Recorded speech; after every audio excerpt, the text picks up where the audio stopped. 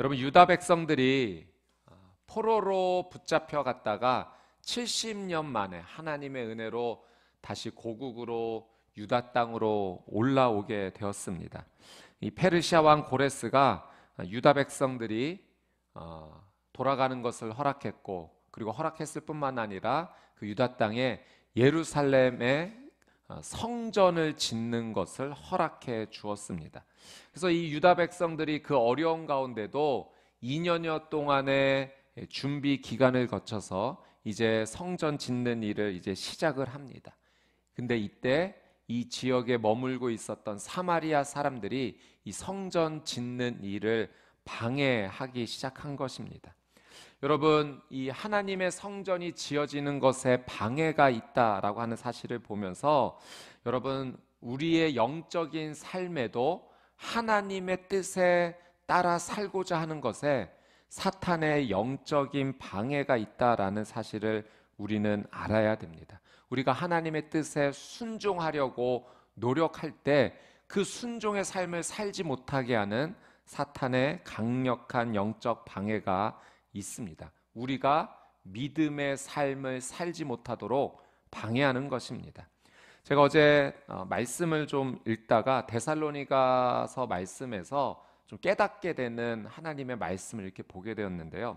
데살로니가전서 1장 3절 말씀 같이 한번 읽어보도록 하겠습니다. 시작.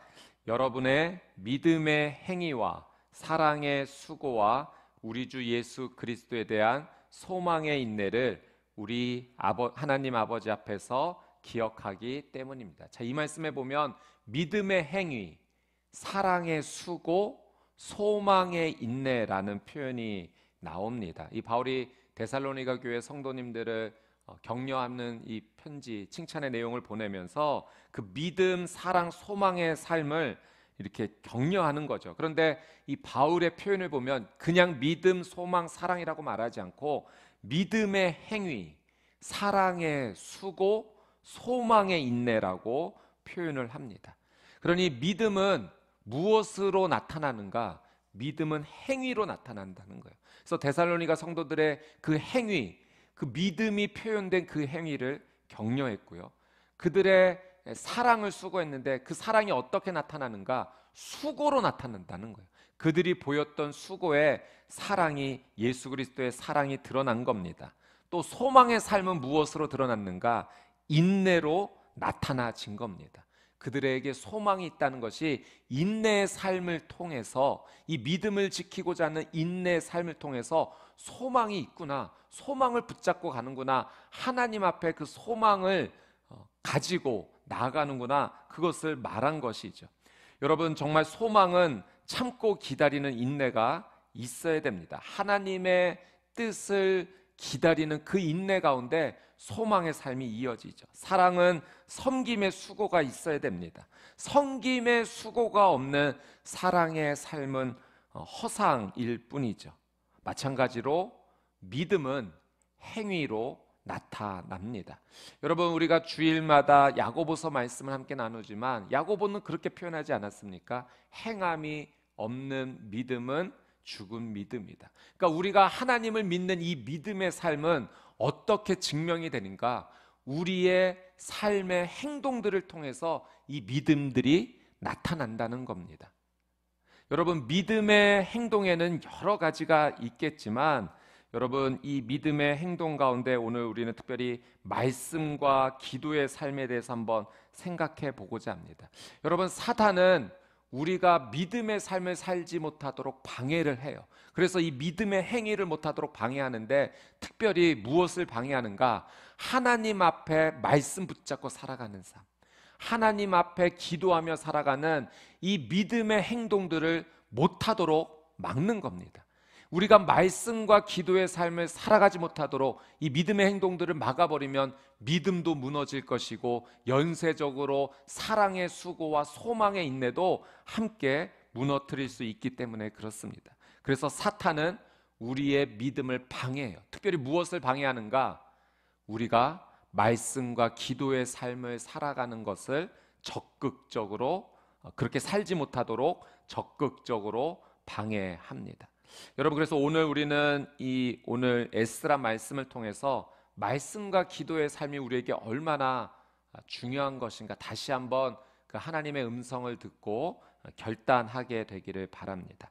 여러분, 오늘 말씀의 내용은 이 사마리아 사람들이 성전을 건축하려고는 이 유다 사람들에게 이 사마리아 사람들이 방해하고자 함입니다. 그래서 이 페르시아의 아닥사스다 왕에게 편지를 보내서 상소문을 보내서 일종의 고소의 편지를 쓴 겁니다.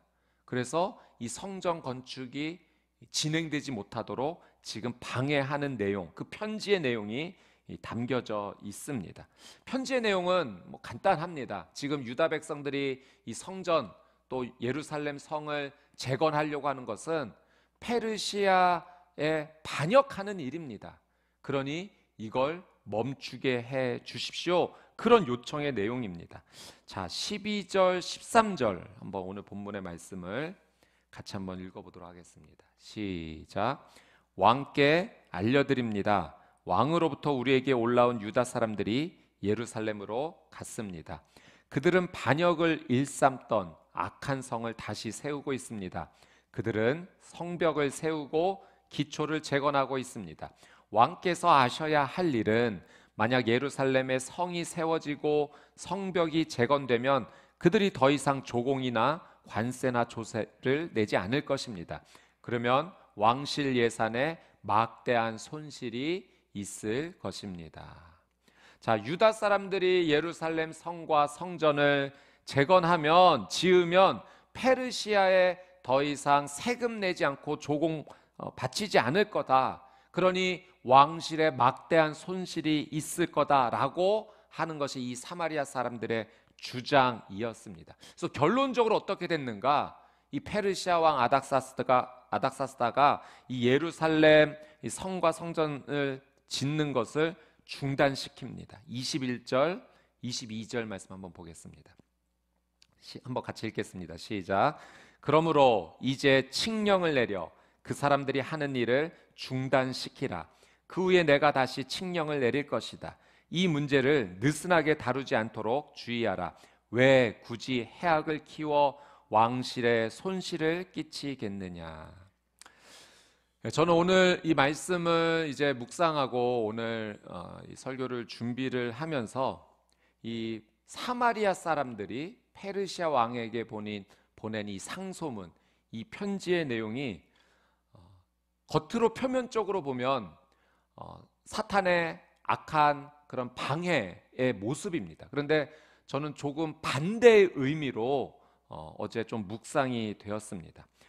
겉으로 보기에 이 사마리아 사람들의 상소문은 거짓 고소이죠. 유대 사람들을 방해하려는 잘못된 행동이고 또 중상모략입니다. 근데 그들의 쓴 편지의 내용을 천천히 가만히 이렇게 살펴보면 참 논리적입니다. 그리고 페르시아의 아닥사스다 왕이 그 편지의 내용을 보았을 때 굉장히 합리적이네 라고 느껴졌을 것 같습니다. 그러니까 유다 백성들 입장에서는 굉장히 억울한 내용이죠. 거짓이니까. 그런데 왕의 입장에서 이 편지를 받아보았을 때는 이 요구를 지금 들어주는 게 나에게 훨씬 더 좋겠다라고 아마 여겨졌을 것 같습니다. 그래서 이런 생각이 들었던 거죠. 하나님 앞에 우리가 기도하며 나갈 때 이렇게 기도해야 되지 않을까? 왕이신 하나님 앞에 나아갈 때 기도하는 우리의 삶이 하나님 앞에 이렇게 기도하는 모습이 되어야 되지 않을까? 겉모습은 나쁜 모습입니다. 그러나 그 안에 담겨져 있는 영적 교훈을 우리가 지금 한번 취해보자 하는 것이죠. 그래서 두 가지, 우리가 하나님 앞에 어떻게 기도해야 되는가, 오늘 말씀을 통해서 두 가지 영적 교훈을 한번 나눠보고자 합니다. 첫 번째, 우리가 하나님께 기도할 때 하나님의 영광을 위하여 우리는 기도해야 됩니다. 편지의 내용을 보면 이 사마리아 사람들이 페르시아 왕의 영광을 먼저 첫 번째로 생각하는 모습을 볼 수가 있어요. 우리 14절 말씀을 한번 보겠습니다. 같이 한번 읽어보겠습니다. 시작. 왕궁의 녹을 먹는 입장에서 우리는 왕께서 수치당하는 것을 참아 보지 못하므로 이 전가를 보내 왕께 알려드립니다. 이런 편지의 내용을 보내요. 왕께서 수치당하시는 것을 우리가 참아보지 못하겠습니다.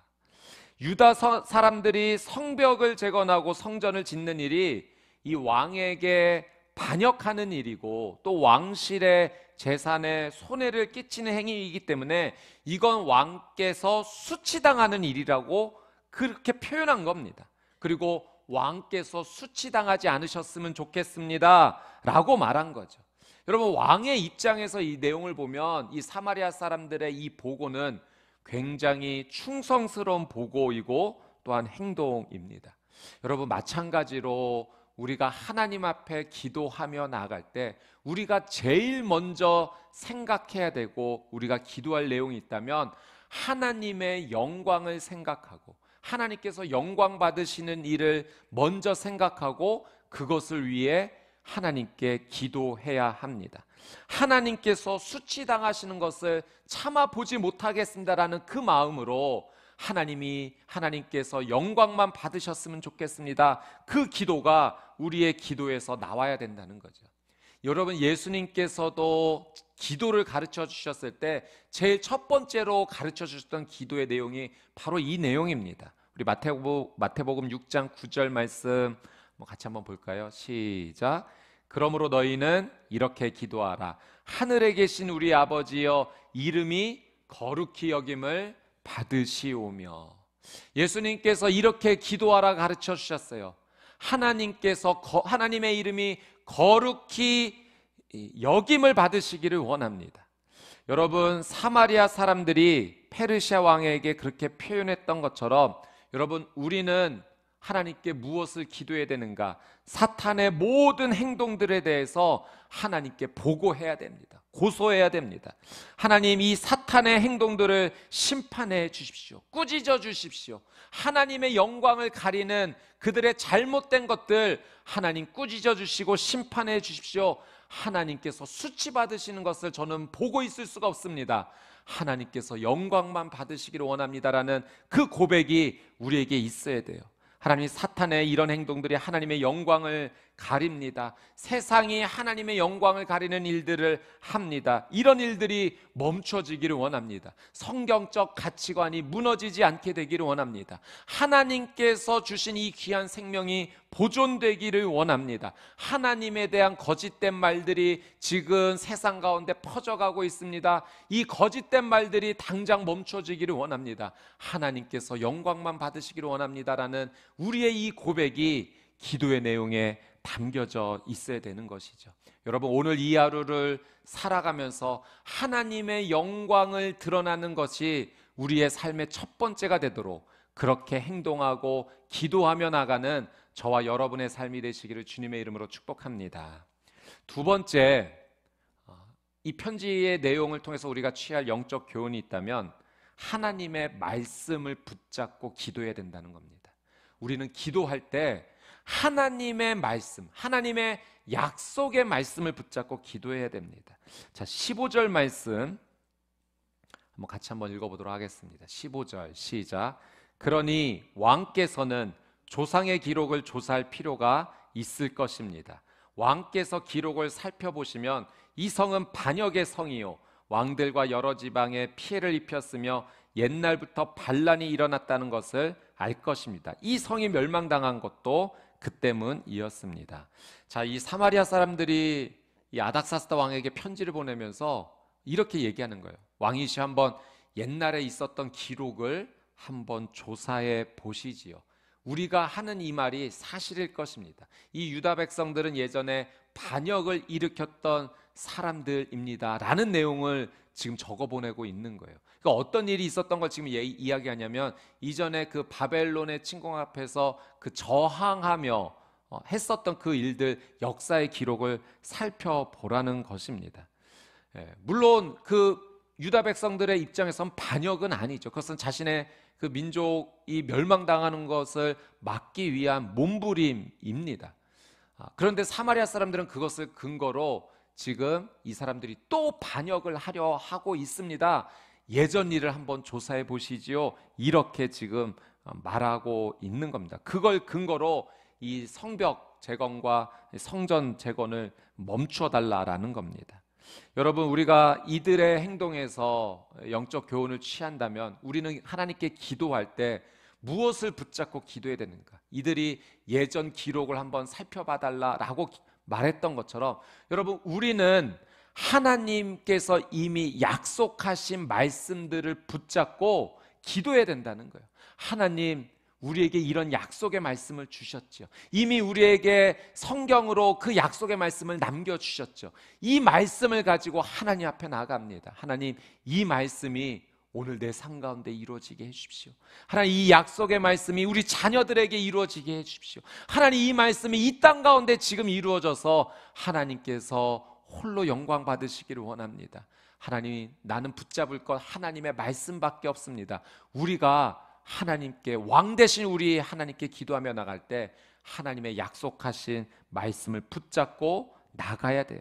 그러면 하나님께서 우리의 기도에 더 적극적으로 응답해 주십니다. 왜냐하면 우리 하나님은 약속을 반드시 지키시는 분이시고 그 약속이 우리의 삶 가운데 이루어지기를 기뻐하시기 때문에 그렇습니다. 그래서 여러분, 말씀을 읽으셔야 돼요.